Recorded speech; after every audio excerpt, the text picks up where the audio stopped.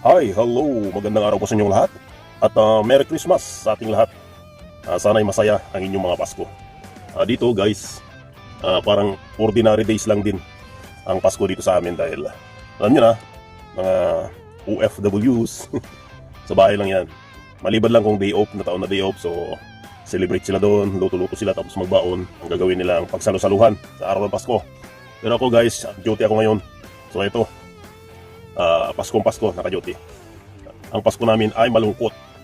Pero, bago yan, merong isang nagdidiwang ng Pasko dito ngayon dahil pumasa sa kanyang driving test. First timer. Unang take pa lang niya ng exam, pasado siya kagad.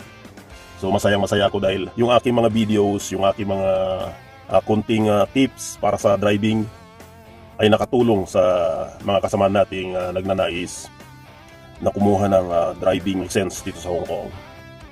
So, masayang-masaya ako guys dahil isa sa ating viewers ang pumasa.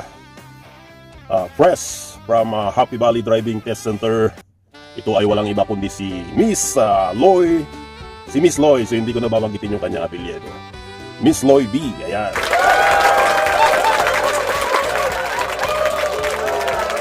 Kung mapapansin nyo guys yung mga videos ko na may nagre-request ng ruta, nagre-request ng kung paano mag-turn ng steering, manibela, siya yun. So nakatulong sa kanya guys yung ating mga video. Nagpapasalamat ako kay Miss Loy sa pagtsatsaga niyang manood ng aking mga video para sa kaalaman ng mga bagong driver. Congrats sa iyo Miss Loy. Welcome sa mundo ng mga drivers dito sa Hong Kong. Ayan. Yes guys, tuloy mo yan. One take lang siya. Pasado siya kagad. So, napakagaling. Saludo tayo kay Miss Loy. Ayan. So ngayon guys, kunting tips lang aking ibabahagi sa inyo. Tungkol dito, may mga gear dito sa my side ng manibela. Dito. Kasi maraming nalilito. Kahit ako pag nag-drive ako sa mga Tesla, sa mga electric, minsan nalilito rin ako. Nagkakamali ako, akala ko signal light. Yan pala, ano to, gear selection na pala. Hindi yung dito. Pag nasanay ka sa mga ganitong gear selection nandito, tapos bigla kang pahahawakin ng amo ng electric, dito yung gear selection niya. So, magkakamali ka talaga pag galing ka sa ganitong cambio, tapos mapupunta ka kaagad sa mga ganitong cambio dito sa gilid. So, akala mo dito, signal light. Pag nag-turn ka sa left, igaganon mo yan. Pag nag-turn sa right, igaganon mo yan. So akala mo signal light. Pero hindi pala yun. Gear selection na pala yun. So yun guys ang ating purpose ng ating video ngayon. Tungkol sa gear selection sa gitna at dito sa tabi ng manibela. Para lang ito guys sa mga baguhang drivers. Yung mga veteranong drivers dyan, skip nyo na lang yung video. Ayan, tara, tuloy natin yung video. Samahan nyo ko.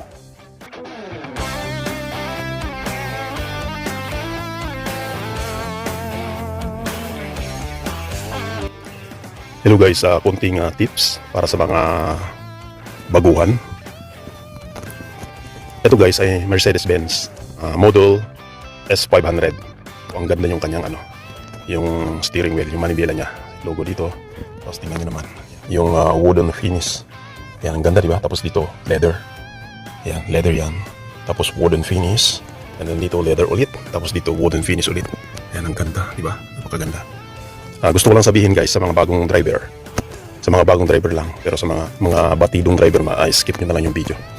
So ito guys, maraming nagkakamali kasi ito, yung mga bagong model ng mga Mercedes ay nandito yung gear selection. Ayan, reverse, neutral, drive and park. So nandito sa kabila naman yung Y4 tsaka signal lights. Maraming nagkakamali dito guys, lalo na yung mga bago, nasanay sila sa Toyota Alphard. Yung Toyota Alphard, nandito yung yung gear selection dito sa gitna.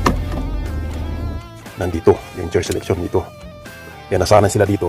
Tapos biglang pahahawakin sila ng kanilang mga amo ng mga ganitong sasakyan. Iba yung gear selection nandito. So yung iba guys, nagkakamali sila dito. Maraming nagkakamali, maraming nalilito.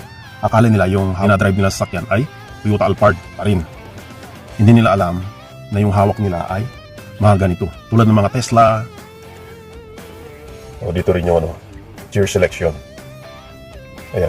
Tapos, dito yung wiper tsaka signal lights. Mga bagong Mercedes-Benz. Yung EQE 350 Plus. Mercedes-Benz Electric. Dito rin yung ano niya, gear selection. Yan. Tapos yung signal lights sa kabila. Yan. EQE 350 Plus. Mga bagong sakyan, yung iba dito na. So maraming nagkakamali dito guys. Gusto ko lang ipaalam sa inyo, sabihin sa inyo na mag-ingat kayo. Kailangan pagka mga ganitong sasakyan, ilagay nyo sa isip nyo na yung dinadrive nyo ay nandito yung gear selection. Kasi yung iba tumatakbo na, minsan akala nila signal light ito. Kasi nasanay sila sa mga sasakyan na nasa gitna yung gear selection dito. So ang akala nila, signal light ito. So pag mag-turn left sila, itataas nila yan, igaganyan nila yan. Eh, hindi nila alam, reverse na yan. Pag tinaas mo yan, reverse na yan. Kaya, so maraming nagkakamali dyan guys. Kailangan, pag nag-drive kayo sa iba't ibang sasakyan, nasanay kayo sa mga nasa gitna yung gear selection, nasa gitna yung cambio, and pag nag-drive kayo ng mga ganito, ilagay nyo sa isip nyo na ang gear selection ay nandito. Hindi ito signal lights. So yun lamang guys, kunting tips lang para hindi kayo malito. Minsan nalilito rin ako pag hawak ko yung Toyota Alphard o kaya yung mga Denza, yung mga bagong BYD. Yun, nasa gitna yung mga gear selection. Dito, sa gitna. Dito, di ba? So biglang sasabihan ng amo nyo, gusto ko i-drive mo yung Tesla o kaya Mercedes-Benz. So yung mga yon, nandito yung gear selection. Kaya tandaan nyo guys, nag-drive kayo ng mga ganito, isa-isip nyo na yung hawak nyo ay nandito yung gear selection, wala sa gitna. Kaya maraming nagkakamali dyan, akala nila signal light ito. Tumatakbo na sila, tapos mag-turn left sila, biglang nilang igaganyan yan. Madidisgrasya kayo, lalo na pag may sasakyan doon sa likuran nyo.